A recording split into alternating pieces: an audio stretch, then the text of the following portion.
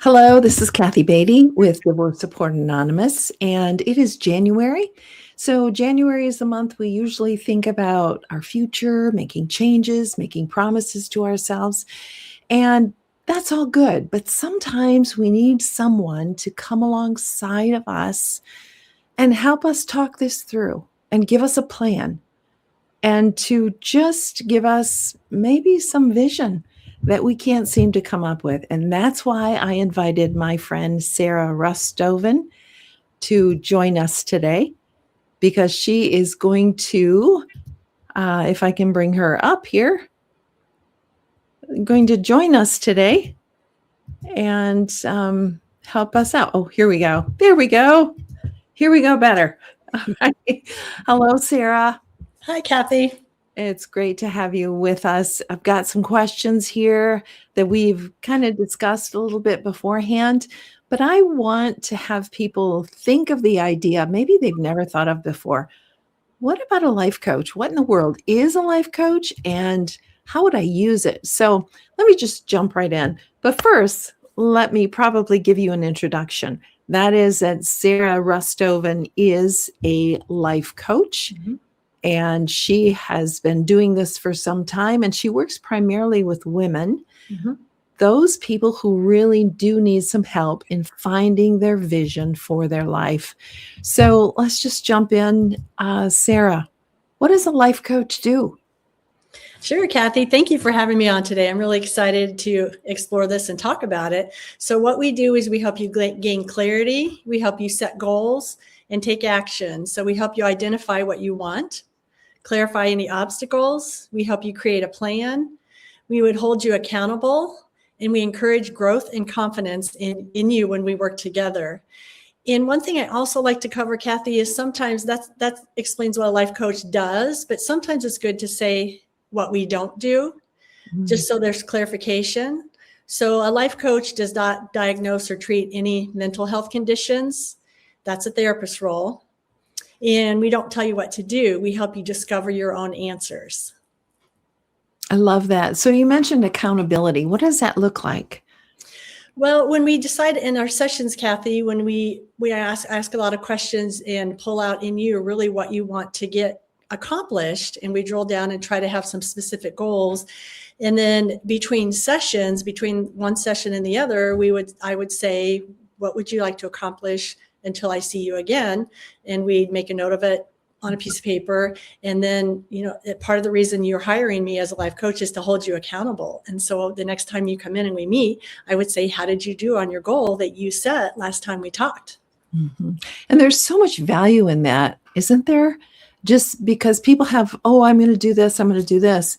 But to have someone to look in the eye and say, well, I did this or I didn't do this really helps us to determine how serious am I about making life change, right? For sure. Yes. Just having someone walk alongside you. A lot of these things are things you probably could do on your own. But when you, as a life coach, we ask specific questions on how to drill down and find out what you specifically want to accomplish. And we walk alongside you. And it's amazing to just have someone walk with you and help clarify that and hold you accountable. Yeah, super. I love it. Why did you become a life coach? There's a lot of different reasons. I just love to work with people, honestly. And I love encouraging people. I love guiding people, listening.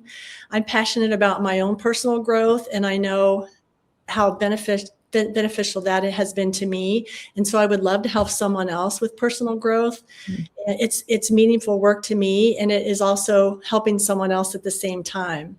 So it's fulfilling for me, and it also helps the other person.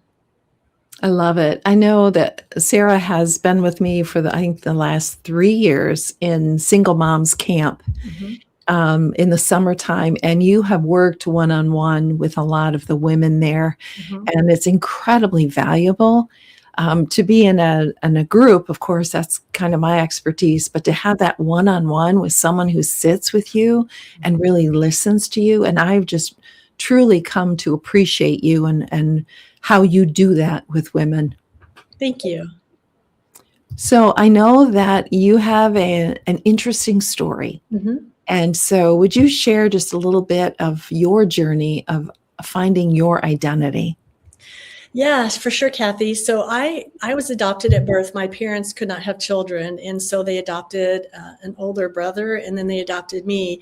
And I had grew up in a loving household. My parents were amazing. We attended church, and but I always felt like I didn't fit in, and something was missing. I was well taken care of, and I love my parents. They have both passed away.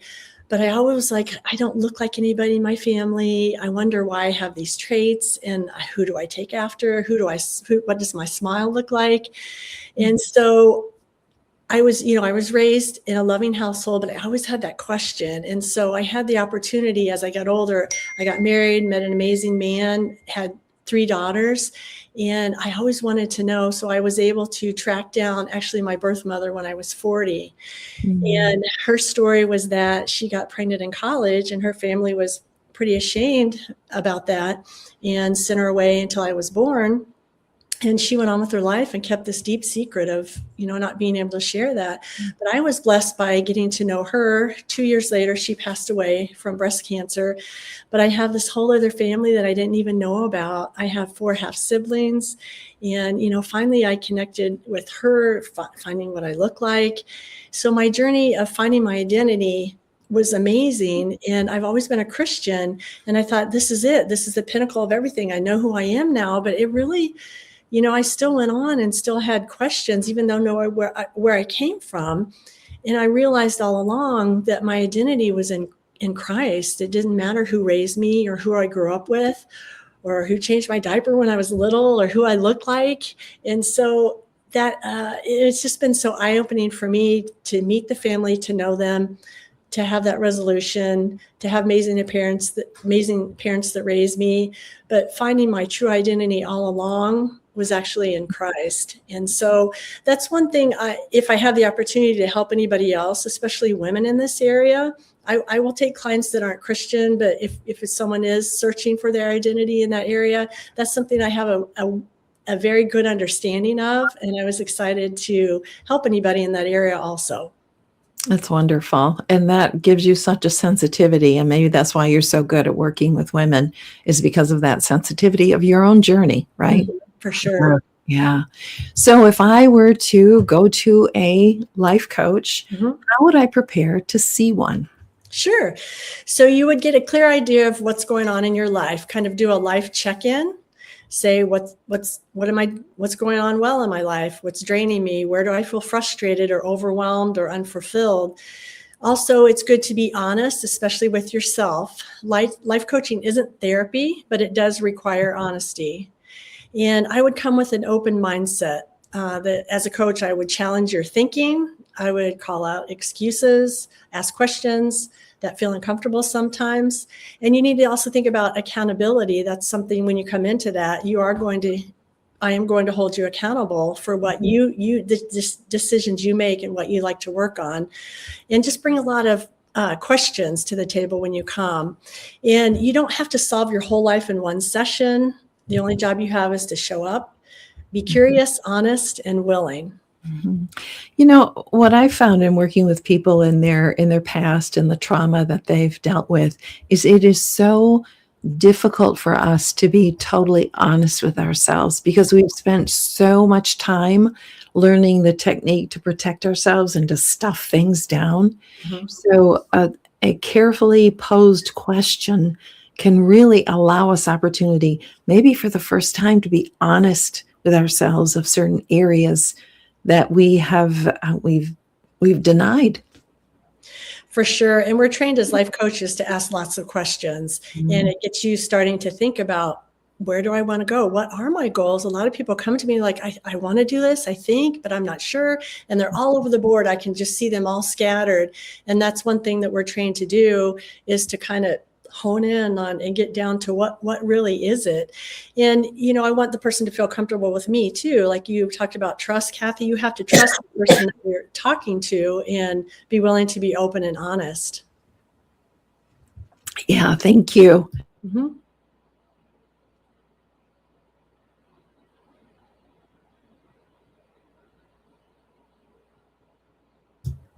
Thank you. Sorry about that. I had to cough, so I muted and couldn't find my unmute. That's okay. Problems with recordings, right?